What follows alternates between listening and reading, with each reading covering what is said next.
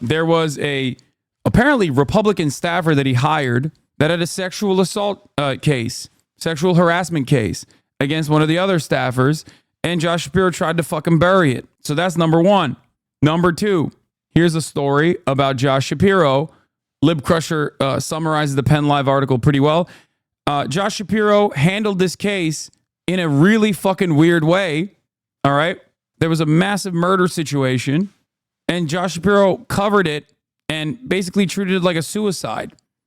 Turns out the suspect's family is close to Josh Shapiro. Member of a wealthy and influential legal family.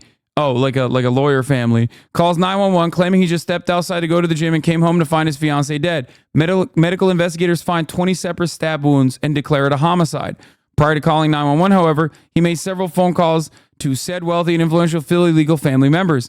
Said family members were on scene prior to 911 call being made, and for some reason, said family members took her laptop home with them. After an extremely unusual pressure campaign involving Philadelphia police and the DA's office, the manner of death is incomprehensibly changed to suicide. Osborne initially ruled her death a homicide because, but after what was described in a court filing as protracted public campaign by the Philadelphia PD designed to pressure him into changing his mind, as well as a clandestine private meeting between him, his boss, a representative from the Philadelphia District Attorney's Office, and at least two representatives from Philadelphia PD, he changed her matter of death to suicide. Ellen Greenberg's parents, Josh and Sandy Greenberg, have been fighting the city of Philadelphia to change the matter of their daughter's death back to homicide ever since. The victim's family hired then private attorney Larry Krasner to keep the case alive. Larry Krasner is now the DA, by the way, the progressive DA, George Soros DA. But when Krasner was elected DA, he was conflicted out from the case and required the transfer of the investigation to Shapiro's office. In spite of the testimony from the medical examiner that at least two of the stab wounds were likely made after she was dead, Shapiro's office still upheld the suicide determination and essentially sat on the case.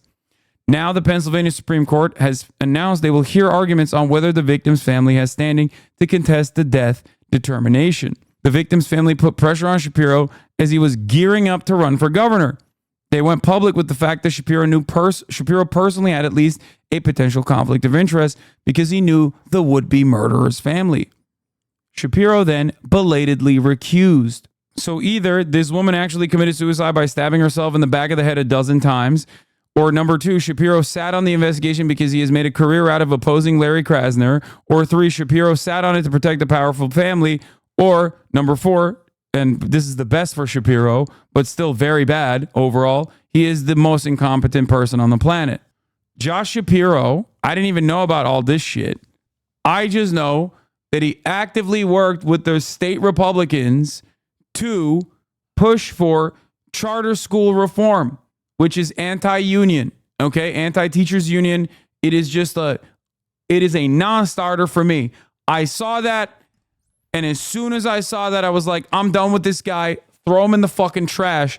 I don't give a fuck that he defeated Doug Mastriano, who was waving like Christian swords and shit, talking about how he's going to Sig Heil for Donald Trump and is like a Confederate fan. How he beat that guy, Doug Mastriano, by 25 points. Doesn't matter to me. This is unacceptable. My red line, okay? No fucking shot. No shot. Can you please explain charter schools? Okay. Charter schools are basically private public schools, okay? Or private schools, rather, that do not have to abide by the same rules and restrictions placed upon public schools, but get public school funding. It is a mechanism that since the 90s, the Democratic Party and the Republican Party have actively pushed for to undermine public education in this country. It is completely unacceptable. It is a way to also try to resegregate schools. It is an effort to privatize the public school system.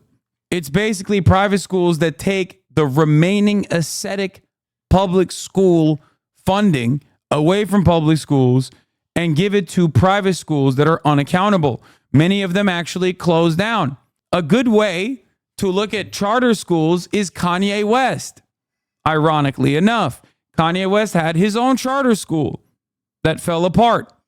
That's right. That Kanye West school where they were like, doing unhinged shit. That was a charter school. Donda Academy. Didn't LeBron have a charter school? Fuck no fucking way he did not. He actually funded a public school. It's one of the major reasons why I love LeBron James. You're absolutely wrong.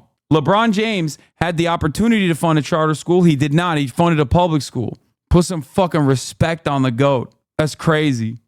Over 17 charter schools have closed in the state of Pennsylvania or in Philly alone. Charter schools can close mid school session. From that article, by the way, of the 17 schools that closed between 2013 and 2023, 9 or 53% were black-led. A lot of these charter schools are also fucking psychotic white Christian nationalists too. Betsy DeVos, big advocate for charter schools, became the Secretary of Education for that reason. That family has like destroyed their own state schooling system actively. Not to correct you, but Shapiro isn't just a charter school supporter, which is bad, but he's actually far, far worse. He supports vouchers, which is when the rich kids get money to pay for private school tuition. Charter schools are still public schools. He supports outright privatization. This is a far-right position. Yeah, sorry, you're right. It's even worse than that. School voucher programs. But beyond school voucher programs, charter schools, Josh Shapiro's take on Israel, I think, goes above and beyond even like regular Democrats. I only knew about like some of the things that he had said about the college protesters, but ultimately they're digging up his older takes, like in 1993 when he wrote for his college newspaper that Arabs are too, like Palestinians are too battle-minded.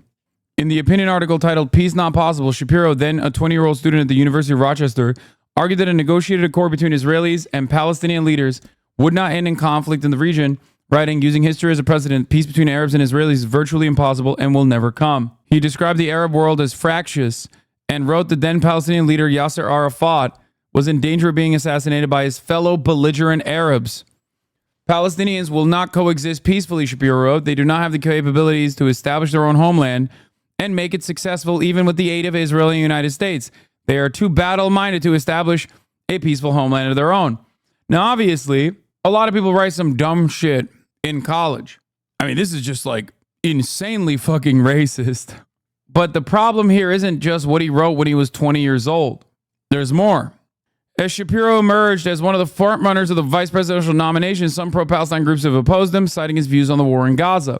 He has been a steadfast supporter of Israel, condemning protests in December outside an Israeli-owned falafel restaurant as anti-Semitic and calling for police in May to end a protest encampment at the University of Pennsylvania. This puts him at odds with even Kamala Harris, who recently called the protest against Benjamin Netanyahu anti-Semitic. But prior to that, during the fucking heat of the student-led protests, she said that they are exercising their free speech, which put her at odds with Joe Biden. Okay? It's not necessarily just this article that he wrote. This is from when he's, 38 years old. UN speech by Israeli Prime Minister Benjamin Netanyahu was one of the finest fact-based speeches ever regarding the Middle East.